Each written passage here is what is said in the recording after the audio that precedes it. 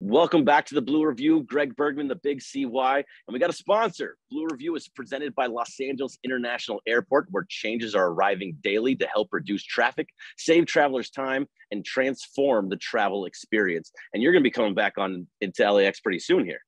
I am. I'll be back on Friday. It's going to be a big show. Our first time doing it together in studio. So look forward to that. We'll probably have some wacky bits to throw at you just because that's what we do.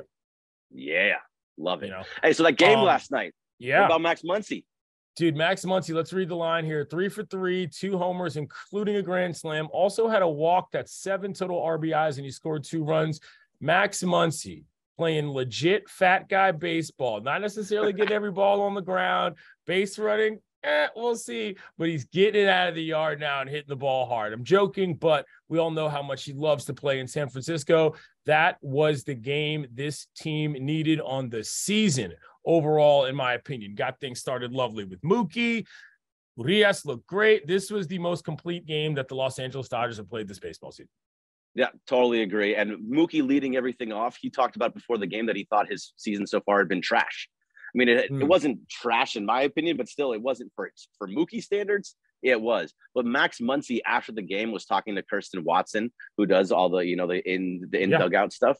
And he was asked about why he hits so well in San Francisco. Listen to this quote. I love this quote so much. He said, "I can't answer that because I don't like this place. It's cold and windy all the time. It was raining the entire game tonight, but I do hit good here. I don't understand why, but I'm not going to complain about it." I just love that he says, "I hate playing here." He didn't grow up in the Dodgers system, but he is a Dodger through and through and still hates San Francisco. Yeah, and it's funny, too, because your boy Outman from that area also on the telecast was indicated. He told his whole family, if you show up wearing Giants gear, we have a problem. I was like, wow. Okay, I guess that's what we're doing. But the funny thing about Max Muncy is not just that he's such a giant killer, it's that it happens in San Francisco. That's such a specific way to be the thorn in the side of a team. Otherwise, though, on the mound, we talked about the stoppers on the staff. Urias looked great, getting swing and miss stuff with everything. The slurve was going crazy. What'd you think of his outing? I thought he was fantastic, exactly what you talk about. And he's even starting to throw that cutter in there a little bit too, which is very helpful. But this is what he's been doing. He is showing that he is the number one option. And he's going to go out there going head to head with Logan Webb, who is the Giants' number one guy, and really gives up to one jack, but that's about it. And he was really good overall. I think that you are now at a point with Urias when you can say, okay, every 5 days, that's going to be a W, or he's going to keep the runs down low.